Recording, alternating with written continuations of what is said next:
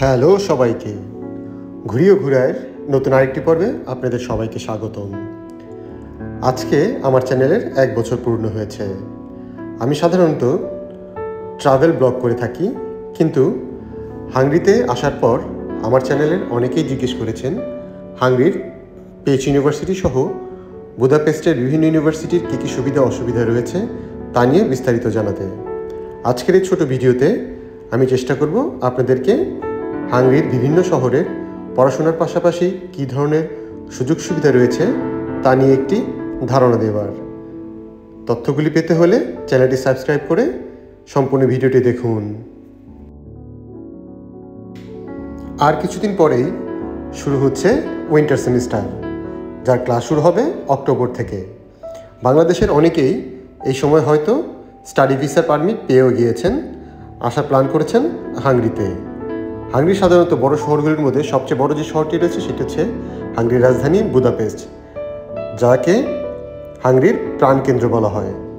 Budapest ছাড়াও রয়েছে ডেব্রিসেন, সেজিগেট, পেচ, গেওর সহ বেশ কয়েকটি ছোট শহর ও বড় শহর।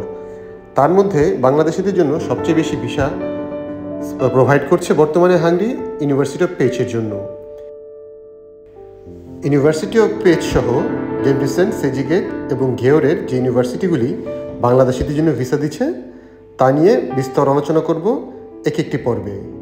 আজকে শুধু ছোট করে ধারণা দেব এখানে আসলে কী সুবিধা অসুবিধা পাবেন এবং কোন শহরটি সবার জন্য ভালো হবে।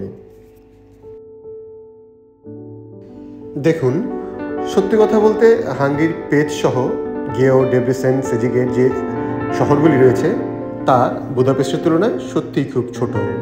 বিশেষ করে পেচের কথা যদি বলি, যেহেতু আমি ইউনিভার্সিটি অফ পেচের স্টুডেন্ট, পেচে পড়াশোনা সত্যি খুব ভালো মানের। পেচ ইউনিভার্সিটি বিশ্বের অন্যান্য বিশ্ববিদ্যালয়গুলির মধ্যে র্যাঙ্কিংয়েও এগিয়ে আছে অনেকটা ধাপ।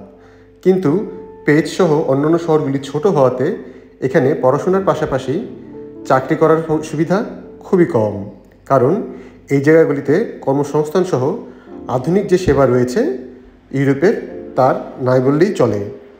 সেই সব দিক দিয়ে সবচেয়ে এগিয়ে আছে হাঙ্গরির বুদাপেস্ট। তাই আজকে বুদাপেস্ট নিয়েই বিস্তর আলোচনা করব। বুদাপেস্ট হাঙ্গরির রাজধানী। দানিউব নদীর তীরে অবস্থিত এই শহর হাঙ্গরির সর্ববৃহত্তম শহর, যাতে রয়েছে আধুনিক ইউরোপের সকল কিছুই। যথেষ্ট পরিমাণের যানবাহন রয়েছে, পাবলিক ট্রান্সপোর্টের কোনো অসুবিধাই নেই। সবচেয়ে বড় কথা, ছাত্র হিসাবে আসলে আপনার কোনো পাবলিক ট্রান্সপোর্টের ভাড়াও পড়ে না। মাত্র 1890 টাকায় একটি হাঙ্গরি পাস কিনলে ভ্রমণ করতে পারবেন 1 মাসে যে কোনো পাবলিক ট্রান্সপোর্টে, যত খুশি ততবার। হাঙ্গরিতে একজন ছাত্রর বসবাস করার জন্য বাসা ভাড়া সহ যাবতীয় খরচ সব কিছু মিলিয়ে বাজার সহ বড়জোর আপনার বাংলা টাকায় পড়বে 50 থেকে 60 হাজার টাকা, যা হাঙ্গরিতে যে কোনো জায়গায় পার্ট টাইম জব করে সহজেই তোলা সম্ভব। আর পার্ট টাইম জবের জন্য হাঙ্গরিতে রয়েছে KFC, burger king, Pizza Hut সহ নানান ধরনের ফ্র্যাঞ্চাইজি রেস্টুরেন্ট সহ অন্যান্য আরও যে নাম না জানা রেস্টুরেন্ট রয়েছে সেগুলিও। আর হাঙ্গরির সবচেয়ে বড় যে সুবিধাটি রয়েছে সেটি হচ্ছে হাঙ্গরিতে যদি আপনি ফুড ডেলিভারি অর্থাৎ ওল্ড বা ফুডোরা করেন, তাহলে আপনার মাসিক যে খরচ রয়েছে তা উঠেও অল্প কিছু টাকা সেভিংস করাও সম্ভব।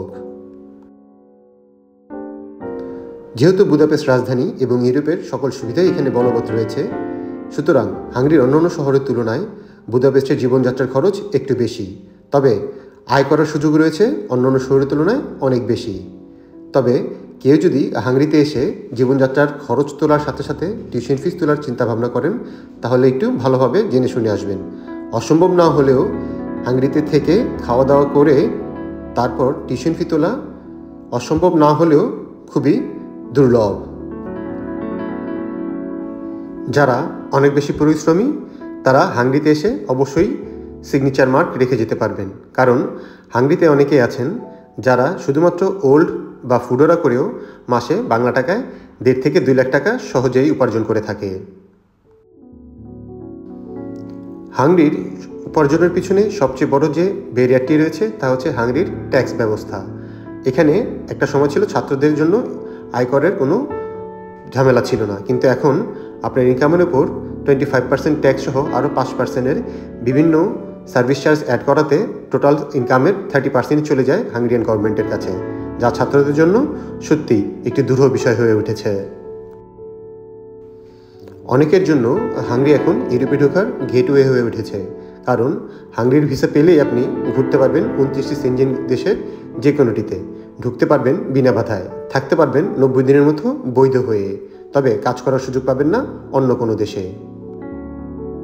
আজকের এই পর্বে শেষে এটিই বলতে চাই, যারা পরিশ্রমী, যারা পরিশ্রম করে ভাগ্য বদলে দিতে চান, তারা অবশ্যই আসতে পারেন হাঙ্গেরিতে। পড়াশোনার পাশাপাশি আপনার জীবনযাত্রার খরচ উঠেও হয়তো কিছু টাকা সেভিংস থাকবে ভবিষ্যতের জন্য। বিদায় নেব আজকের এই পর্ব থেকে। আরও বিস্তারিত জানাবো বিভিন্ন বিশ্ববিদ্যালয়ে নিয়ে বিভিন্ন পর্বে। সেই পর্যন্ত সবাই ভালো থাকুন, সুস্থ থাকুন, দেশকে ভালোবাসুন, দেশের সাথে থাকুন। আল্লাহ হাফেজ।